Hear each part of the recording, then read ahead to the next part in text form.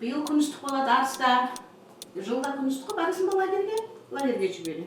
Жаным. Ертең барамыз, сөйлесеміз, барасың лагерге? Оны жыламайсың ба? Менің қызым. Жыламайсың ғой? Айна жыламайсың ғой, Барады лагерге, сосын 2-ші класс оқисың, лагерден келгеннен кейін.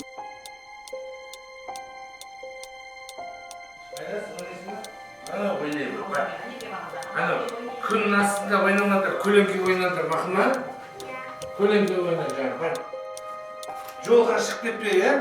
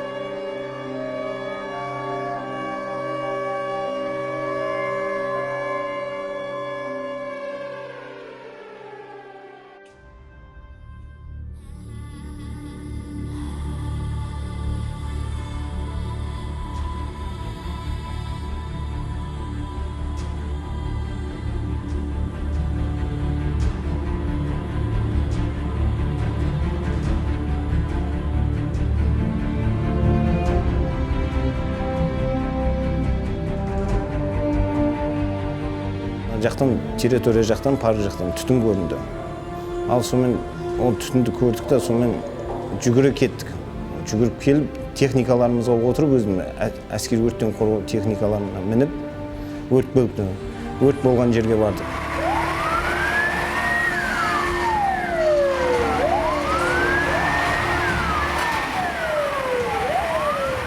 Үйіме, шөме жанақтың орада оғдар жаңып жатыр.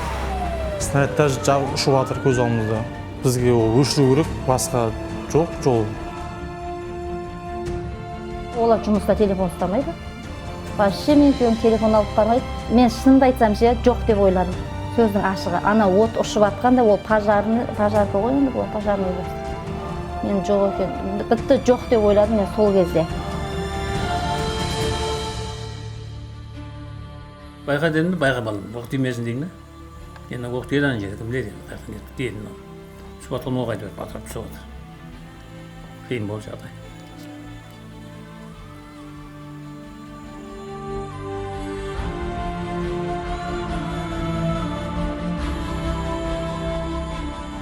Қаштық қой осы баланы ойлап. Қорқамыз ғой. Ойландым да мен өзім жарылысынан қорқып ойлап бір құдайға тастадым деп кеттік қой, қаштық қой. Әбет кет құдай өзі бұрдатып жүрген бар. Аман екен ғой деді.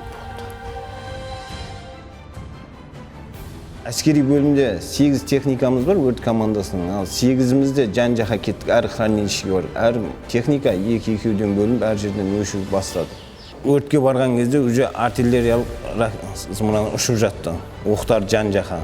Уже жан-жаққа балдар келіп өшіріп жатыр. Өшіргенше үлгеріп өшіріп жатыр. Біреу хлопушкамен, біреу шелекпен шашып жатыр. Қолдағы бар құралдармен жеке құрам өшіріп жатыр. Біз жұмысымыз сол өрттен құтқарушы, біз өртті сөндіру керекпіз, болды басқа бізде. Өшірмесек білеміз, үлкен жарылыс болды, қанша халық бар, бауырларымыз бар, достарымыз бар дегенде. Біз бар қолдан келген істедік. Басқа сол кіреңіз 2-3 қойма жанып жатыр. Бір-бірін тарап жатыр да, біз бар жанып жатқан қойма бардық. Қолдан келгенше өшіруге тырыстық оны. Өкінішке орай өшіре алмадық. Қолымыздан келмеді, өйткені шегінен команда түсті бізге. Соны шығып біттік деп тұрмын. Эвакуация деген команда түсті. Одан команда түскеннен кейін бәріміз жиналып, тез-тез рукаваларымыз жинап, өрт автокөлігіне салып, сөйтіп сыртқа Ағдала елді мекеніне шығып кеттік. Егер де ертерек шықпағанда, ол команда берілмегенде біз сол жерде қалғанда қайтыс болып кететін еді адам, жеке құрам.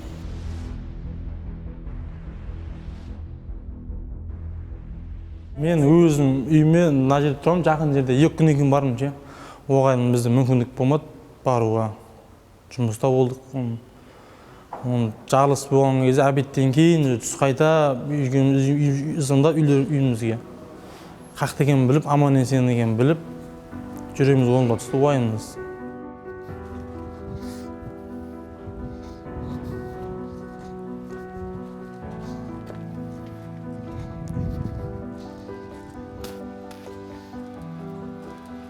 Не істеп жатыр ма?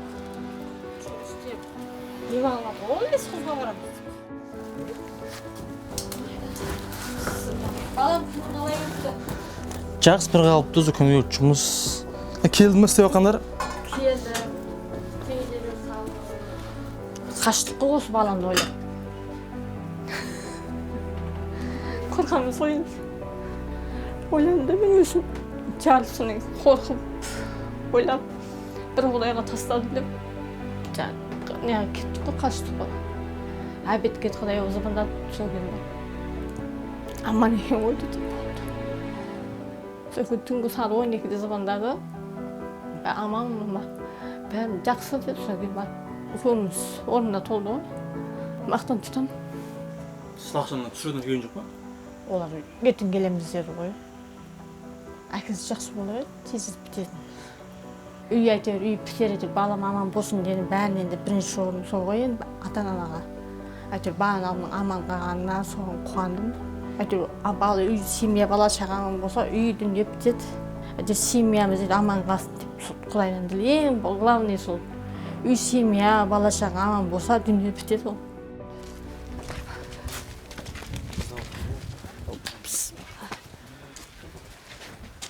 Бүгін терезелерін салды, енді есіктерін әкелсе, енді ішінен сылап, нәлат істейден тұр. Енді үйіміз осы енді. Өзінің үйіне адам кетсе, оны қайтарамайсың. Олай сен только зат қойыз. Бұны алып аласың. Ақшаң болса, базардан аласың. Адамды қайтарамайсың. Балаң болса, не болса, қайтарамайсың. Қолдан затты қайтып қолынан бетіп істеп аласың. Адамды нені қолынан істемейсің.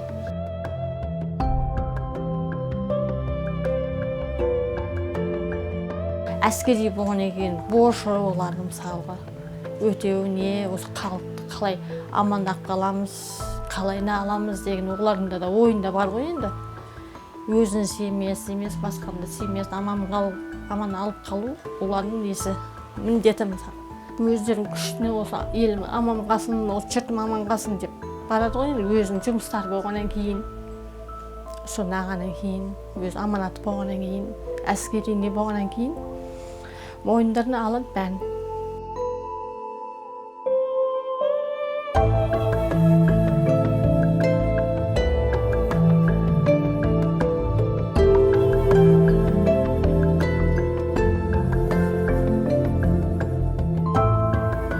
Ұйықтадыңдар ма әбітте?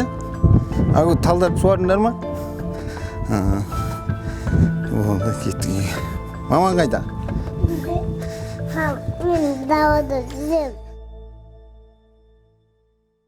Жұмыс тыныш бүгін. Уақыты бар ғой. Жақсы, аман. Жақсы, аман. Отбасымды ойладым, қаяқта екенін білмедім, оларды қаяқта екенін. Бір 3 күннен кейін хабарласып таптым. Оған дейін қаяқта екенін білген жоқпыз. Біздікі тоқа жұмыс олар. Уже кеткеннен кейін аман екенін уже білдім да, жоқ екенін. Уже арыстан шығып кеткеннен кейін. 3 күннен кейін хабарласып Чимкентте жатқанын естідім. Бір әкімшілік бір здание берген. Арыс халқына сүйерді жатқан. Бір аптадан кейін қайтып келді. Қаштық уже қатты уже атылған кезде машинаға мініп үлгердік. Көрген баққанымыз сол есіктің алдында жүргенбіз ғой, балалар ұйықтап жатқан, мен огород суға жүрген осы жерде. Жолдасым жұмыста. Олар жұмыста телефон ұстамайды. Вообще мен күйеуім телефон алып бармайды. Одан хат хабар жоқ. Мен шынымды айтсам ше, жоқ деп ойладым. Сөздің ашығы. Ана от ұшып жатқанда ол пожарка ғой енді, бұлар пожарный болып істейді. Мен жоқ екен. Бітті жоқ деп ойладым мен сол кезде. Осы жерде жүрді ғой, 4 күн жүрді. Звон деп қоямыз. Жақсымыз жақсы болсын болып деп қоямыз.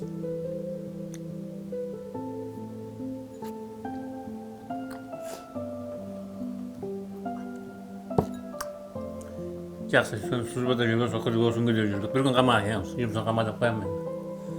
Сол. Жағдай балдар бәрі аманшылық жақсы жағдайда. Жақсы болған қуанамын сол. Мен ойладым басында тым қамады екен, арыс түк қамады екен деп ойладым. Құдайға шүкір бәрін төбелері кет. Мейлі ол да жақсы емес қой әрине, бірақ басы деніміз сау болсын, басы аман, бала-шағалар көздерінің алдында, күйеулері аман есен жұмыстарына барып келіп жатыр, үйді істеп жатыр, өкімет болды. Басқа не енді? Одан артық әңгіме жоқ. Мысалға, мен солай ойлаймын.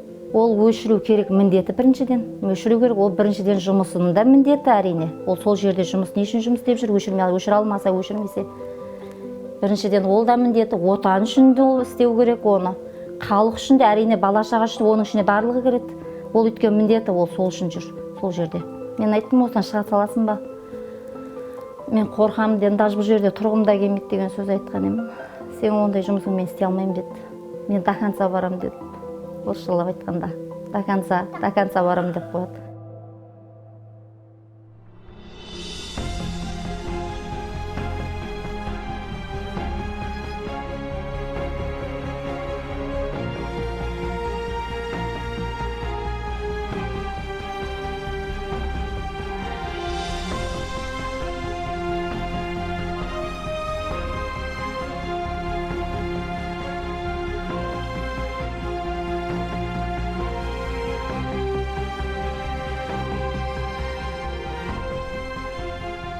Папам баласың ба?